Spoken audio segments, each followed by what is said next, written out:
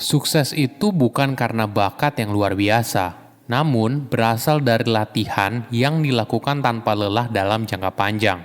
Halo semuanya, nama saya Michael. Selamat datang di channel saya, Sikutu Buku. Kali ini saya akan bahas buku Bounce karya Matthew Shedd. Sebelum kita mulai, buat kalian yang mau support channel ini agar terus berkarya, caranya gampang banget. Kalian cukup klik subscribe dan nyalakan loncengnya. Dukungan kalian membantu banget supaya kita bisa rutin posting dan bersama-sama belajar di channel ini. Buku ini membahas soal mitos bakat dan pentingnya latihan untuk membuat seseorang menjadi ahli. Banyak orang terpesona dengan anak kecil yang punya bakat luar biasa. Namun ketika dianalisa secara lebih mendalam, apakah kalian anak tersebut berasal dari bakatnya atau dari latihan kerasnya dalam waktu yang lama? Jawaban dari pertanyaan ini akan membuat kita berpikir ulang soal apa itu bakat dan bagaimana latihan keras sejak usia belia mampu menghasilkan keahlian yang luar biasa. Ada satu kutipan yang menggambarkan hal ini. Pemenang tidak dilahirkan, namun dibentuk. Saya merangkumnya menjadi 3 hal penting dari buku ini. Pertama, bakat atau latihan keras. Jika kita menganggap untuk menjadi ahli di bidang tertentu karena bakat, kemungkinan besar kita akan cepat berhenti ketika tidak menunjukkan hasil yang signifikan. Mozart seringkali dianggap oleh banyak orang sebagai komposer terhebat sepanjang masa. Sekilas kita menganggap pencapaian ini karena bakat alaminya. Mozart merupakan anak ajaib yang telah membuat dunia terpesona dengan bakat musiknya pada usia 6 tahun. Namun apabila kita melihatnya lebih dalam, kehebatan Mozart juga berasal dari latihan selama ribuan jam sebelum banyak orang mengakui bakatnya. Para ilmuwan juga telah mengkonfirmasi hal ini. Biasanya, anak ajaib memulai latihan mereka dari umur yang sangat muda. Sebagai gambaran, ketika Mozart berusia 6 tahun, dia melakukan tur ke Eropa untuk menunjukkan keterampilan pianonya yang luar biasa.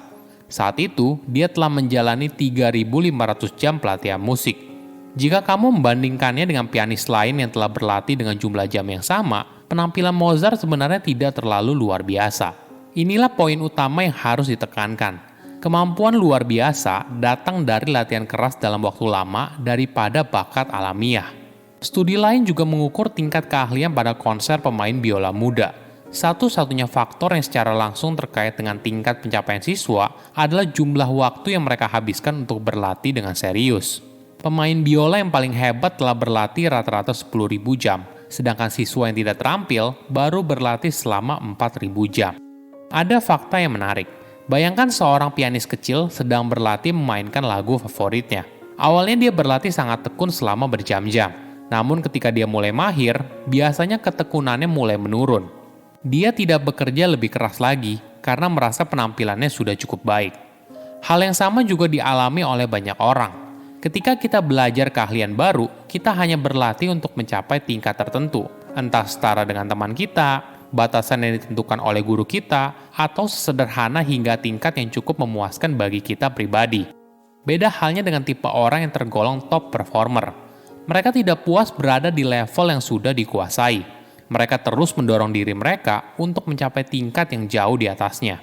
Latihan ini memaksa otak dan tubuh mereka untuk beradaptasi dengan lingkungan yang baru sehingga mereka bisa berada di tingkat yang berbeda dengan kebanyakan orang. Kedua, momen kecil mengubah hidup. Jika kita bicara soal dunia golf profesional, untuk waktu yang lama, Korea Selatan tidak benar-benar ada dalam radar. Namun, setelah atlet golf profesional dari Korea Selatan bernama Seri Park memenangkan kejuaraan turnamen golf wanita pada tahun 1998, jumlah orang Korea Selatan yang mengikuti tur LPGA berlipat ganda. Ini bukan kebetulan. Ketika seseorang menemukan kesamaan dengan orang yang sukses, hal ini meningkatkan kepercayaan diri mereka dan pada akhirnya mendorong peluang mereka sendiri untuk sukses. Fenomena ini disebut sebagai motivation by association. Efek ini berasal dari keinginan dasar manusia untuk berada dalam sebuah komunitas. Ada sebuah eksperimen di mana para mahasiswa diminta untuk memecahkan teka-teki matematika yang sulit. Sebelum mengerjakan tugas, mereka harus membaca laporan yang ditulis oleh seorang lulusan matematika yang sukses. Ketika tanggal lahir orang tersebut sengaja disebarkan supaya sama dengan tanggal lahir para responden, 65% dari mereka mengerjakan teka-tekinya lebih lama daripada rekan mereka yang lain. Kesamaan kecil ini cukup untuk membuat mereka percaya atas kemampuan matematika mereka. Hasilnya, mereka jadi berusaha lebih keras lagi dan lagi. Ketiga, gagal dalam momen penting. Coba bayangkan kamu sedang berada di sebuah pesta, memegang gelas dalam keadaan penuh, dan harus menyambut tuan rumah yang merupakan figur orang penting. Mungkin kamu melambat dan fokus pada setiap langkah agar tidak terjadi hal yang tidak diinginkan. Misalnya kamu keselimpet hingga jatuh, atau gelas kamu bergoyang dan tumpah mengenai si tuan rumah. Kenapa hal ini terjadi? Otak kita memiliki dua jenis sistem, explicit brain system dan implicit brain system.